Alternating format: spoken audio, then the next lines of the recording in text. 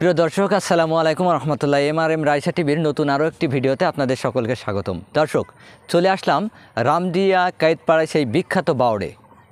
দর্শক, প্রথমেই আপনাদেরকে রামদিয়া কায়েতপাড়া এই বাওড়ের সংক্ষিপ্ত পরিচয়টা জানিয়ে নেব।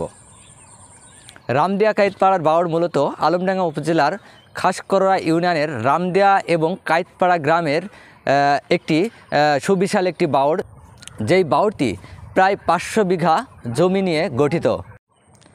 সবথেকে বড় বিষয়, এই বাওড়টির দুটি নামে পরিচিত। একটি হচ্ছে রামদিয়া কায়েতপাড়ার বাওড়, দ্বিতীয়টি হচ্ছে নারায়ণকান্দি হরিণাকুণ্ডর বাওড়। নারায়ণকান্দি এবং হরিণাকুণ্ডর বাওড় কেন বলা হয় তারও ব্যাখ্যা আপনাদেরকে দেব এই ভিডিওতে। দর্শক, এই বাওড়টি যেমন রামদিয়া কায়েতপাড়া সংলগ্ন একটি বাওড়, এই বাওড়টির আরেকটি পরিচয় আছে, সেটি হচ্ছে নারায়ণকান্দি হরিণাকুণ্ডর বাওড়। কেন নারায়ণকান্দি হরিণাকুণ্ডর বাওড় আপনাদেরকে যদি দেখাই, তো আমার ঠিক পেছন সাইডে আপনারা যেই জায়গাটা দেখতে পাচ্ছেন, যেই গ্রামটি দেখতে পাচ্ছেন, এটা হরিণাকুণ্ড উপজেলার নারায়ণকান্দি গ্রাম। এই বাওড়ের একটা অংশ কিন্তু নারায়ণকান্দি গ্রামের সাথে সম্পৃক্ত এবং নারায়ণকান্দি গ্রামের বহু মানুষের জমি সংলগ্ন এই বাওড়টি। যার কারণে আপনি যদি হরিণাকুণ্ড উপজেলার কোনো মানুষের কাছে জিজ্ঞেস করেন বা নারায়ণকান্দি গ্রামের কোনো মানুষের কাছে জিজ্ঞেস করেন, তাহলে তারা কিন্তু নির্দ্বিধায় বলবে এই বাওড়টি নারায়ণকান্দির বাওড়। পক্ষান্তরে আপনি যদি খাসকরা ইউনিয়নের কোনো মানুষের কাছে জিজ্ঞাসা করেন, তাহলে তারা বলবে এই বাওড়টি রামদিয়া কায়েতপাড়ার বাওড়। এটা হচ্ছে রামদিয়া কায়েতপাড়ার বাওড়। রামদিয়া কায়েতপাড়ার বাওড়।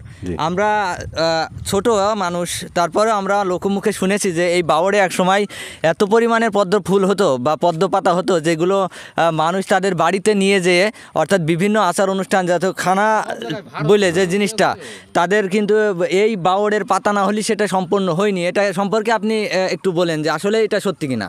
হ্যাঁ, এর পূর্বে পদ্মের পাতা প্রচুর পরিমাণ হইতো। খানা পিনা যা হইতো এই বাওড় থেকেই পদ্মের পাতা তুলে নিয়ে যেত। বিভিন্ন জায়গার লোকজন আসে, যে এখন যে ডিজিটাল প্লেট উঠেছে, এই কিনা লাগতো না কো, ওই পদ্মের পাতাই খানা খাইয়ে তারা তৃপ্তি পাইতো। কিন্তু এখন এই ধাপের কারণে আর পানি শুকনোর কারণে, এই পানি কম তো এই জন্যে পদ্মের পাতাটা মারা গেল, আর এই ধাপ উঠে ওই বীজটাই নষ্ট হয়ে গেল। এখানে অনেক মানুষ মাছ মেরে তাদের জীবিকা নির্বাহ করে। আপনি কি মাছ মারেন এই বিলে? মাছ মারেন এই বাওড়ে? জাম মাছ মারি, ছোট মাছ। আপনি কি এই বিলে মাছ মারেন? হ্যাঁ, মাছ মারি। মাছ মারেন।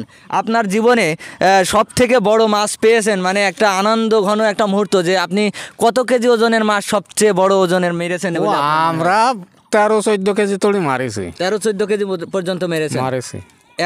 দর্শক, আমরা জানি যে এই বাওড়ে বিভিন্ন অনুষ্ঠানে, বিশেষ করে ঈদ উল ফিতর, ঈদ উল আজহা, পহেলা বৈশাখ সহ আরও বাঙালির যেসব আচার অনুষ্ঠান আছে, সেই দিনগুলোতে ব্যাপক পরিমাণের ভিড় হয়।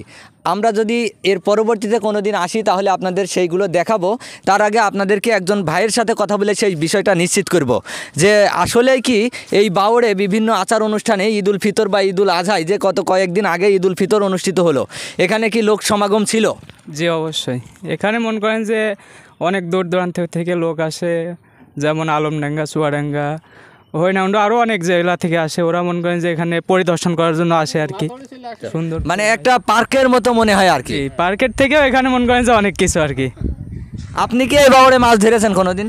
হ্যাঁ, ধরছি 2-1 দিন। এখন যদি আপনাদেরকে দেখাই, এই বাওড়ে প্রচুর পরিমাণে ধাপ রয়েছে। মূলত এই ধাপের কারণেই পদ্ম ফুল বা পদ্মর যে পাতা, সেই পাতাটা আর বিস্তার লাভ করতে পারে না। আমার এই সাইডেই আপনারা দেখতে পাচ্ছেন প্রচুর পরিমাণে ধাপ। এই বাওড়ে একসময় এত বড় বড় মাছ পাওয়া যেত, যেই মাছগুলো কিন্তু এখন আর পাওয়া যায় না।